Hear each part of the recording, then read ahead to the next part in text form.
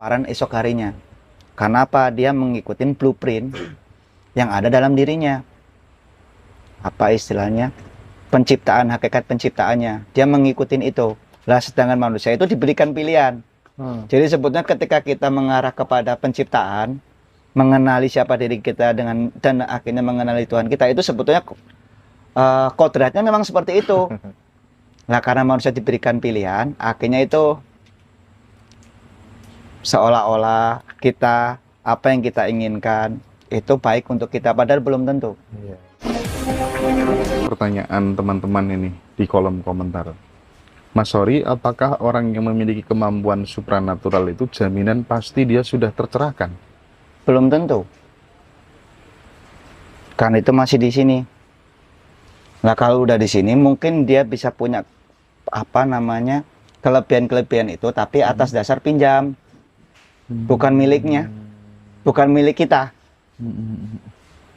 Nah, makanya kan kalau misalnya di level ini, level multidimensi ini kan masih... Tadi itu ada fisik, astral, etrik, cahaya. Cahaya ada nggak? Spirit, tubuh manusia tuh? Ya, di tubuh manusia itu cuman ada level fisik, jiwa, sama roh spiritual.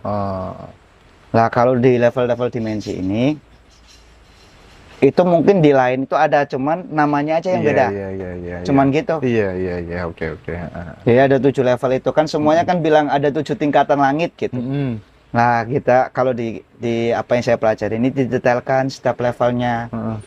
Nah, biasanya seseorang yang melakukan perjalanan meditasi itu seperti ini. Di level fisik sekarang misalnya jam 9. Di level eterik itu 1 jam per pautnya. Kayak WIB ke WITA. Nah, semakin melebar ke sini, ini minggu, 3 minggu. Jadi 1 jam di sini, ini sama dengan 3 minggu di sini. Nah, di level ini 1 bulan, di level ini 1 tahun, di level ini ratusan tahun, di level ini ribuan tahun, di level ini keabadian. Makanya ketika seseorang memahami ini bahwa kita ini sebetulnya adalah keabadian, cuma dipinjamin jasad fisik untuk berkiprah. Nah, makanya ketika seorang melampaui level-level ini, secara pengalamannya, dia mungkin punya pengalaman ratusan tahun, bahkan ribuan tahun. Makanya bisa disebut old soul. Jadi, secara fisik kenapa masih muda, tapi pemikirannya kenapa tua gitu. Karena beliau memiliki pengalaman-pengalaman di level ini. Jadi, yang mengalami perjalanannya adalah kesadarannya. Kan gitu. Iya. Ini kalau saya ngamatin ini, ketika kemudian orang ini, misal sekarang dia lagi tertarik berguru kepada seseorang gitu ya, karena mungkin pemahaman tentang filosofi kejawennya, tasawufnya, ya kan, filsafatnya, atau mungkin supranaturalnya dan seterusnya begitu, itu dipuji-puji mas, dipuji-puji seolah-olah tidak ada buruknya gitu, ya kan. Tapi seiring berjalannya waktu, habis muji-muji yang dulu itu, sekarang berubah jadi mencaci maki, menjelek-jelekan, bahkan kejelekan guru-gurunya itu diflorkan di Facebook, di Instagram gitu kan, sampai kemudian mengancam gurunya. Itu terjadi di mana-mana sekarang dalam konteks spiritual gitu. Nah, bagi saya sih ya salah ya mas gede, cek gue guru menungso wae gitu kalau saya secara pribadi loh. Mas Ori, gimana sih kita supaya nggak gampang terlalu sekarang dipuji-puji terus akhirnya endingnya dicaci maki gitu, mencaci maki, gimana mas? Ya itu juga saya bingung ya ini untuk menilainya. Jadi ini dari pandang saya, dari pandangan saya aja sendiri. Seorang guru yang baik itu hanya layak bagi siswa yang baik. Keren. Nah, terkadang kita belum siap untuk menjadi siswa yang baik. Nah, makanya untuk menemukan guru yang baik, persiapkan dirimu untuk menjadi siswa yang baik. Udah itu poinnya. Akhirnya kita nggak nyalahkan guru nggak juga. Akan menyalahkan siapapun. Karena ada bagian dari pembelajaran. Memang aku pantas ya oleh guru model kayak ini. Karena kita sendiri niatnya yang udah salah. Makanya kan itu. Jadi persiapkan diri kita dulu sebagai siswa yang baik. Agar kita menemukan guru yang baik. Karena guru yang baik itu hanya layak bagi siswa yang baik. Benar. Nah, jadi kita harus memantaskan diri. Istilahnya kita harus siap untuk menjadi siswa yang baik. Ya ibarat pacar aja ya. Wah, aku model koyo ngene yo pantes oleh koyo ngono kan gitu logikanya ya Mas ya. Ya, ya kan itu gitu. Jadi kayak di hadis itu kan perempuan yang baik itu hanya layak untuk lelaki yang baik. Iya, Jadi iya. kan sebetulnya kita cukup memantaskan diri aja. Memantaskan diri aja. Iya. Heeh. Seperti apa gambaran sikap dan perilaku manusia yang sudah tercerahkan dan paripurna itu, Mas? Gambaran dalam keseharian yang saya tanyakan. Ya, Idealnya gimana, Mas? mungkin ya kalau menurut saya dia akan melihat atau menilai segala sesuatu itu lebih objektif, tidak menyakitin dan tidak memihak siapapun. Jadi posisinya adalah netral. Karena ketika seseorang memahami seperti itu, dia akan bijak.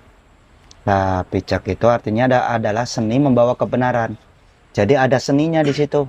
Bukan hanya mengatakan benar dan salah, tapi harus ada seninya. Jangan sampai orang yang kelihatan kurang baik itu tidak mau menjadi baik karena kita salah mengarahkan. Jadi kalau menurut saya, ketika seorang sudah sampai sana, tidak mungkin mereka akan berdebat. Karena bagi mereka berdebat sama dengan dungu. Jadi ada istilahnya Buddha diam, si dungu pun diam. Iya. Jadi kalau menurut saya, pasti akan lebih bijak. Oke. Melihat segala sesuatunya. Terus tadi di awal kita ngobrol gitu kan, kita sempat ngobrol tentang dulu nenek moyang kita itu kan, ini Nusantara ini kan Ring of Fire ya Mas ya. Jadi apa sih sebenarnya yang dilakukan oleh leluhur-leluhur dulu gitu? Ngapain terus sekarang katanya sudah habis gitu kan? Ini mencari itu gimana sebenarnya intinya Mas? Dari dulu leluhur kita itu belajar setiap masa, setiap zaman. Bagaimana mereka mampu bersahabat dengan lingkungan dan alamnya. Nah, konektivitas dulu leluhur kita dengan alam itu sangat sangat bersahabat. Akhirnya beliau menciptakan suatu teknologi gimana agar bisa selaras energinya dengan energi lingkungannya. Nah, dari beberapa titik-titik itu mungkin ya menurut saya kayak adanya candi ataupun peninggalan-peninggalan itu pasti ada fungsinya. Tidak cuman buat pajangan karya gitu, pasti ada fungsi. Yang dimana itu poinnya adalah bagaimana menyelaraskan dengan lingkungannya. Nah, inilah makanya sekarang dibutuhkan satu konektivitas kembali di setiap penduduk bangsa Indonesia untuk berkonek dengan alam semesta, lingkungannya, agar energinya selaras. Kalau tidak selaras ya sekarang yang dialami, kita terus mengeksploitasi alam terus menerus tanpa memperhitungkan bagaimana ketika ini kita eksploitasi dampaknya itu kita tidak tahu karena kita keburu nafsu dulu. Kalau orang dulu kan nggak gitu, gimana ada pendapat bahwa ini semua adalah titipan untuk anak cucu kita. Nah, kita pun juga harus berpikir sama seperti itu nilai-nilainya. Agar dimana ketika suatu tempat ini mengalami satu keharmonisan yang akan bertambah pada penghuninya. Lah kalau penghuninya sendiri tidak harmonis, otomatis alam pun juga sama. Jadi ketika ada gejolak alam, itu sebetulnya adalah cerminan. Ternyata penghuninya pun juga disharmoni, kan gitu. Efek ya ternyata Ngefek. di manusia itu ya. Nah itu kan makanya ayo kita bareng-bareng. Teman-teman yang sudah memahami nilai-nilai keluhuran, ayo kita sama-sama berkarya agar alam ini terus berlanjut, jangan terus dirusak. Nah kalau kita terus memuaskan hawa nafsu kita ya nggak ada habisnya. Nah itu kan sama, kenapa alam semesta, seluruh makhluk di alam kecuali manusia itu memiliki keharmonisan dengan alam. Burung itu tidak akan pernah takut kelaparan esok harinya. Karena apa? Dia mengikuti blueprint yang ada dalam dirinya. Apa istilahnya? Penciptaan, hakikat penciptaannya. Dia mengikuti itu. Lah sedangkan manusia itu diberikan pilihan. Jadi sebetulnya ketika kita mengarah kepada penciptaan, mengenali siapa diri kita dan akhirnya mengenali Tuhan kita, itu sebetulnya kodratnya memang seperti itu. Nah karena manusia diberikan pilihan, akhirnya itu seolah-olah kita apa yang kita inginkan itu baik untuk kita, padahal belum tentu. Iya, iya, iya. Bisa jadi apa yang tidak kita inginkan itu baik bagi malahan untuk pencipta. kita, Ya, lah kita kan harus selaras oleh Iya, itu. iya, iya. Nggak gampang ya. Iya, ya nggak gampang tapi juga nggak Proses sulit. ya, Mas, ya. Iya, proses. Iya.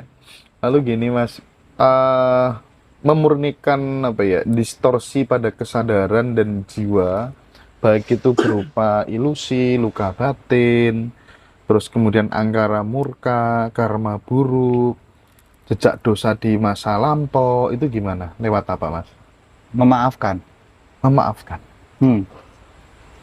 Jadi sebetulnya kalau saya baca karma, berbicara karma sendiri, ini menurut saya bisa jadi salah. Jadi saya siap disalahkan. Jadi kalau menurut saya karma itu adalah dosa yang terus menggantuin kita. Ketidakterimaan itu kan termasuk karma. Nah, itu yang akan menghambat kita ketika kita naik ke atas, ketika kita di fase-fase mau dipanggil. Ketika ada keterikatan kita dengan duniawi, itu akan berat.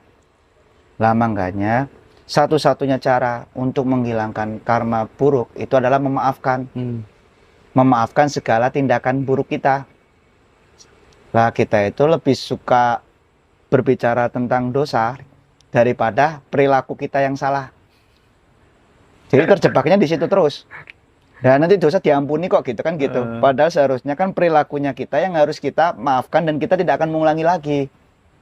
Bukan dosanya. Iya, iya.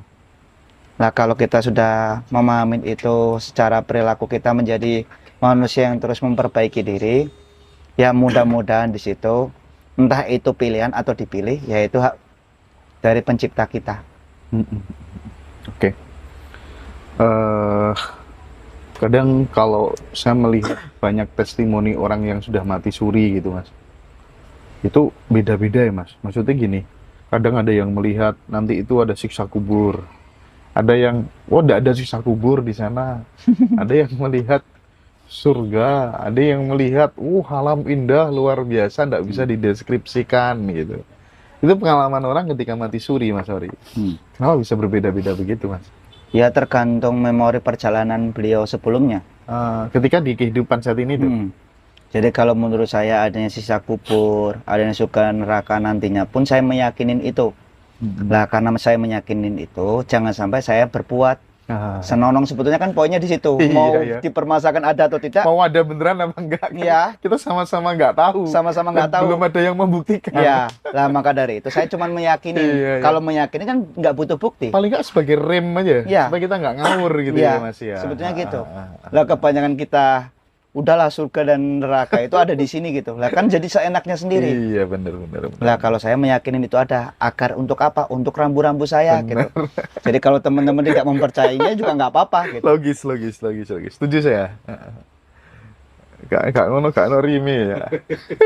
Sakarepe dhewe ya. Sakarepe dhewe. Betul itu bisa diterima luar biasa. Tapi Mas Ori pernah nggak diajarin Tuhan gitu sesuatu lewat mimpi gitu? Oh gini ya ternyata. Oh ini ya selama ini ada nggak pengalaman kayak gitu lewat mimpi loh Mas? Nah saya cerita aja, di mimpi itu ada level-level dimensi. Nah ada yang mimpi itu cuma bunga tidur, ada yang mimpi itu menjadi simbol.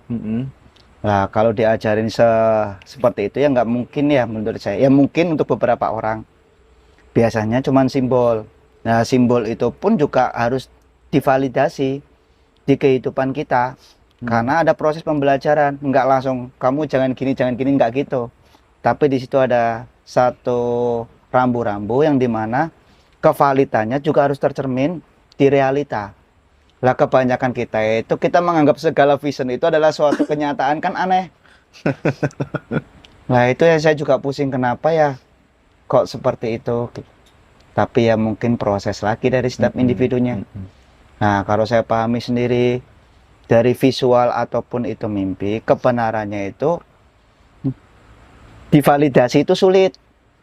Kevalitannya ya mungkin benar untuk kita.